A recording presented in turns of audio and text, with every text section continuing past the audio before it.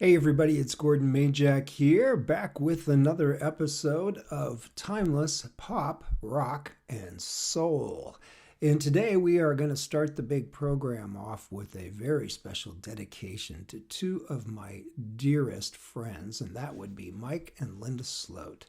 And we are going to do that for two reasons. One, because I love them to death, and I always will. And number two, because they are the nice people that were responsible for turning me on to this incredible record that we are going to be talking about here today. So, see that album cover. Now, I'm just going to say this.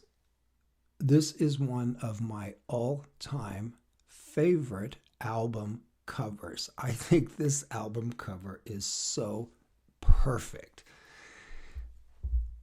This is Gary Wright, the Dreamweaver album.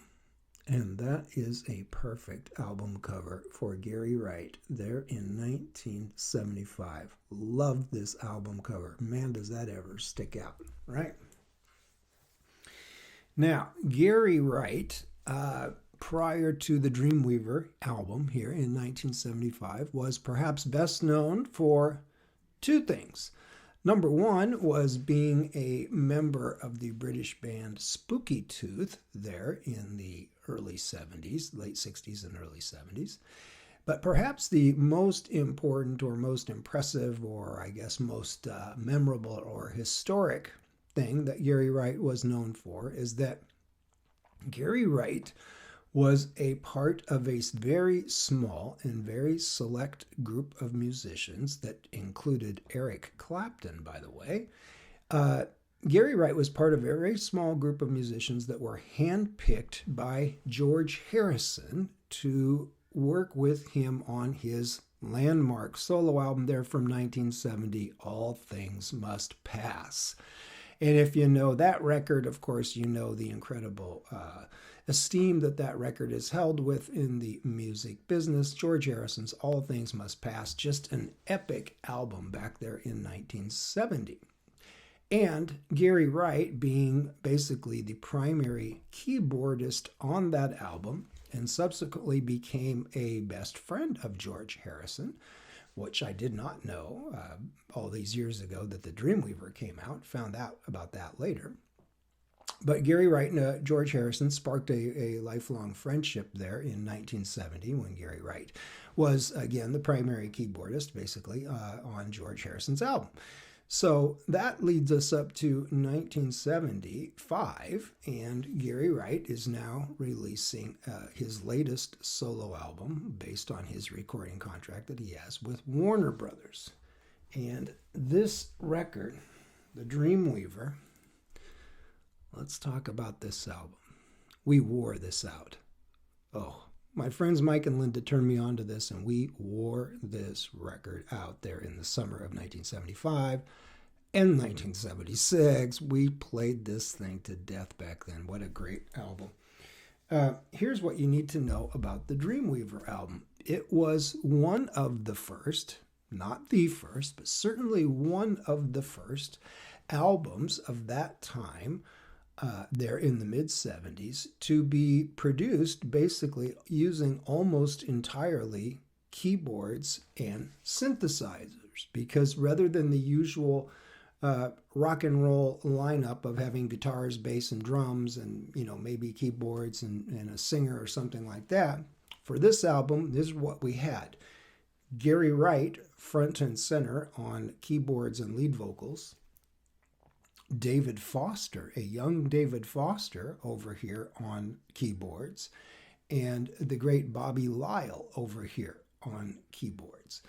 So 3 keyboardists in the band, either the great Jim Keltner on drums or the great Andy Newmark on drums, and that was the whole crew for this album. There was only guitar track on one single song, the great song, The Power of Love. What a great song.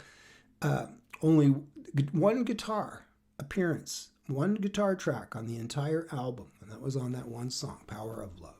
Other than that, all of the instrumentation is keyboards, meaning pianos, electric pianos, organs, synthesizers, clavinets, Moogs, mini Moogs. They're playing keyboard, bass on all the songs.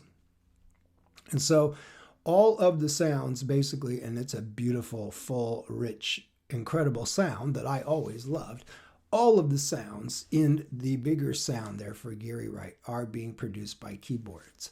Now, Gary Wright himself, what can we say about Gary Wright? Quite a keyboardist in his own right. He can play all of those instruments. If it's got keys, he can play it and play it quite well.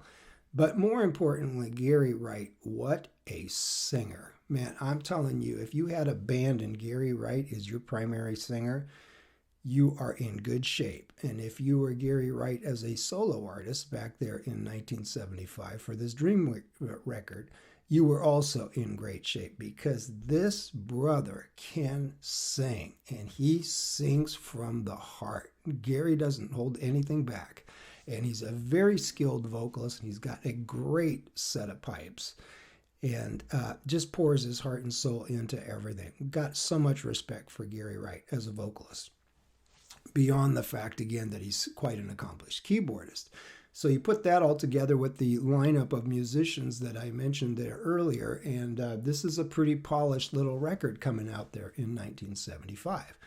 The weird thing, though, or I guess not weird, but maybe we should have expected it in some sense, is that it was sort of an interesting reaction to this record. This record, there were some people, it was a little bit of a polarizing record. There were some people that knocked it for not having more of a traditional pop or rock musical lineup instrumentally. And that wasn't a real selling point for some people. That turned some people off, actually. But I think for me, just the enduring power of the music. Gary Wright wrote some great songs for this album. There isn't a bad song on this album.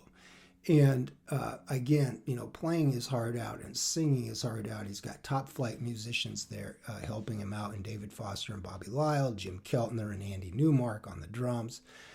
Some pretty talented musicians there, and Gary himself, of course, rising to the top of that list. So just a great record that they put out. But it took some time, and it wasn't maybe 6 months until they finally released the Dreamweaver as a single, and that finally broke through and took off, and Gary Wright got that song all the way up to number 2 there in early 1976, and then they followed that up with Love Is Alive, and Gary was off and going, got that all the way up to number 2 as well. So pretty darn big impact there once that album did get going, behind the strength of those 2 singles. To get 2 top 2 singles from one album, that was doing something. And again, even more of an accomplishment considering sort of the unique nature of the album itself and the instrumentation. But yeah, quite an impact there for Gary Wright once they got rolling. The song that we are going to do, man, I tell you, I could pick 5 or 6 songs from this album, and I almost did. I was going back and forth for like the last week. But this one that we're going to be playing, Blind Feeling, is just one that absolutely has haunted me from the first time I ever heard this album. I mean, the whole album is great. There are so many cool songs on this album. If you don't own Gary Wright, the Dreamweaver, track it down either on vinyl or CD, because it really is just such a cool 70s album, and it really holds up. I think it really holds up compared to some of the stuff that has come out since then. So that's it for Gary Wright. Dreamweaver, Blind Feeling is our song, and I've got some personal little information about Gary Wright that I want to share, but I'm going to hold that off until after we hear the song. But you're not going to want to miss it. Very cool little anecdote that I will share with you regarding Gary Wright. From 1975 and the Dreamweaver album, this is the great Gary Wright and Blind Feeling.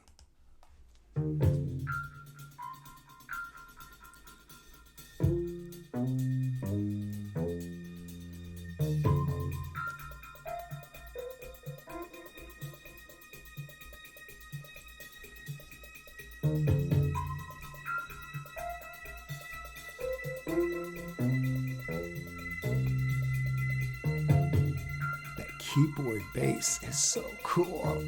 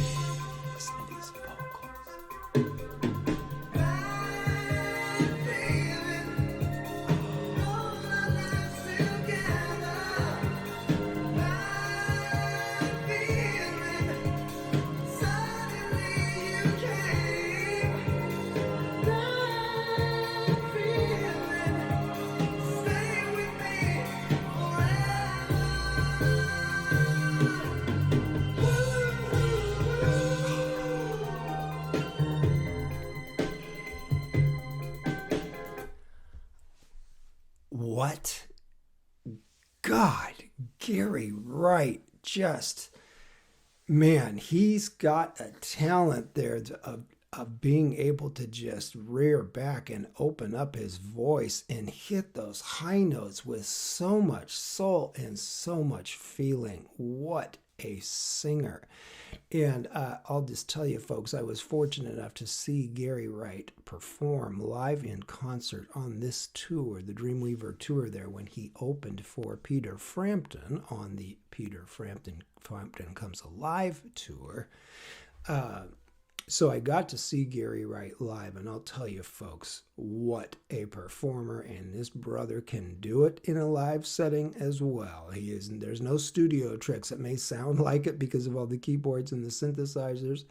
Nope, they're not using click tracks. They're not using any of that crap that came much later in the music business. This is all just real, and I can tell you, Gary Wright can do it.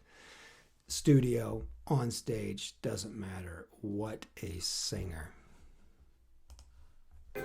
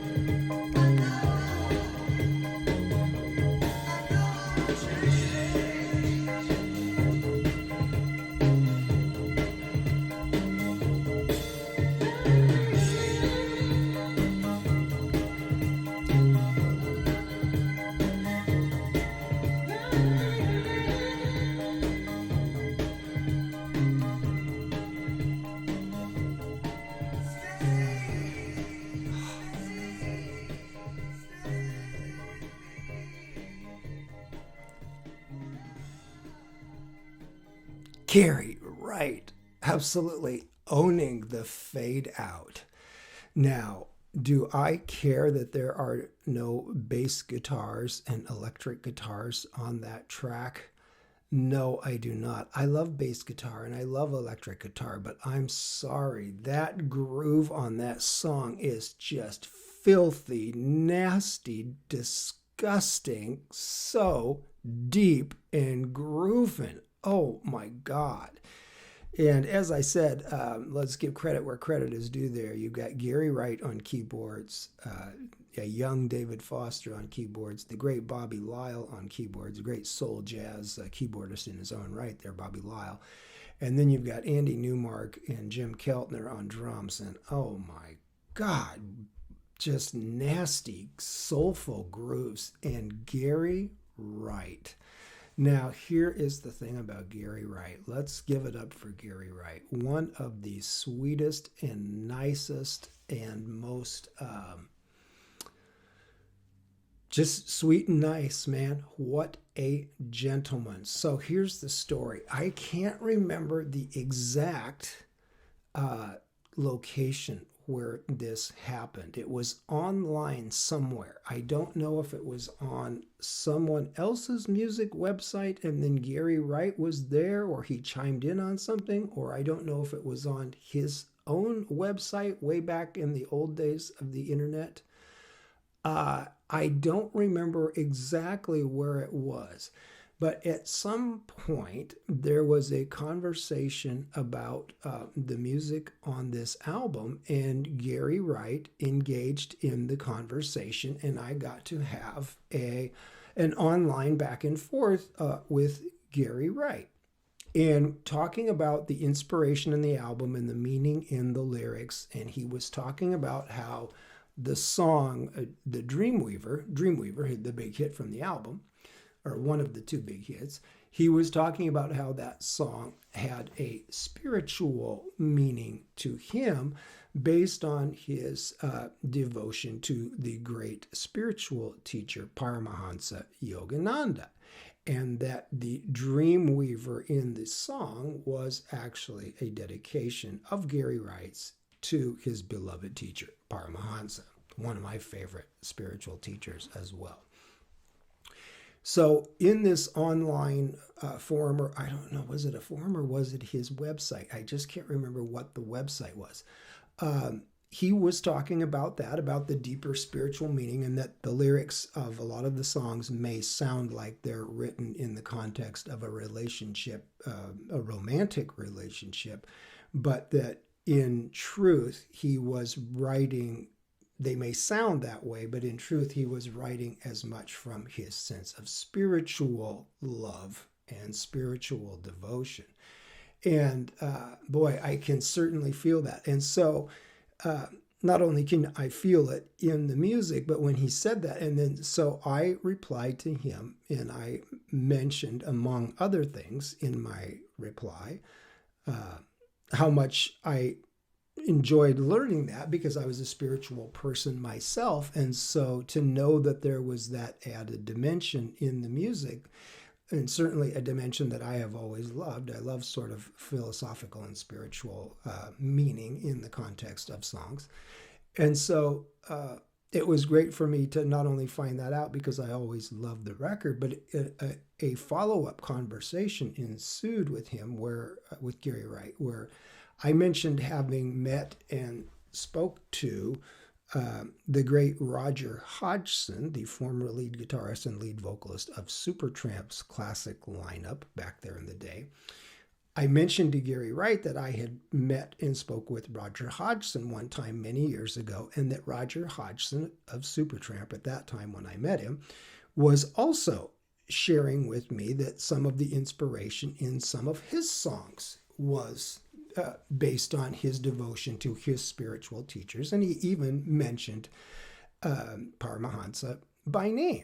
So I was relating back to Gary Wright that, wow, you're the second person basically that I have heard, second musician that I love, because I love Roger Hodgson too. And of course I love Gary Wright. I said, basically you're the second musician that I've met that has shared this devotion to Paramahansa. And I said, you know, and I certainly understand why. He's one of my favorite teachers as well. I always loved Paramahansa. And so had a nice little back and forth exchange with Gary Wright there. And I guess you won't be surprised at all, not one bit, to hear that these two great musicians who I absolutely love, Gary Wright and Roger Hodgson of Supertramp, both two of the nicest, sweetest souls you could ever meet. Two really, really good human beings. And isn't that always cool when you find that out about someone that you really sort of look up to and idolize as a musician? Yeah, you bet it is. So that is my story with Gary Wright. What an artist, what a vocalist. And this album, as I said, The Dreamweaver, may not be your bag musically. Maybe you need some rock and roll guitars in your music. Okay, go ahead, whatever.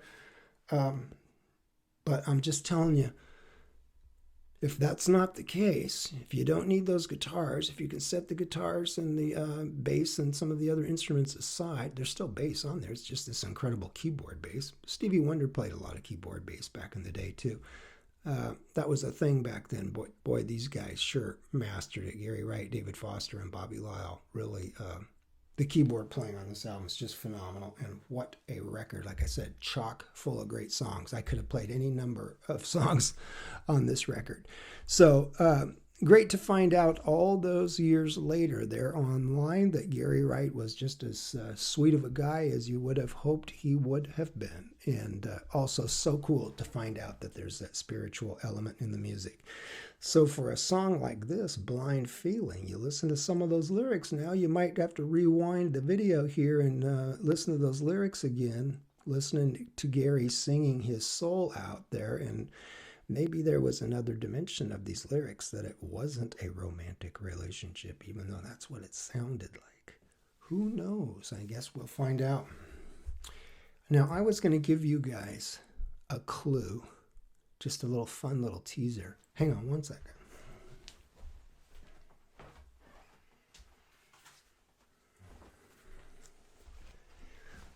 Since we were talking about my beloved friends, Mike and Linda, earlier, let's look at something else that reminds me of them. Okay, coming up in the next video, take a good look, folks. There he is, the one and only, the absolutely immortal, the late, great Maurice White of Earth, Wind, and Fire. That brother was one of my biggest and most important musical mentors, musical masters that I looked up to, however you want to categorize it.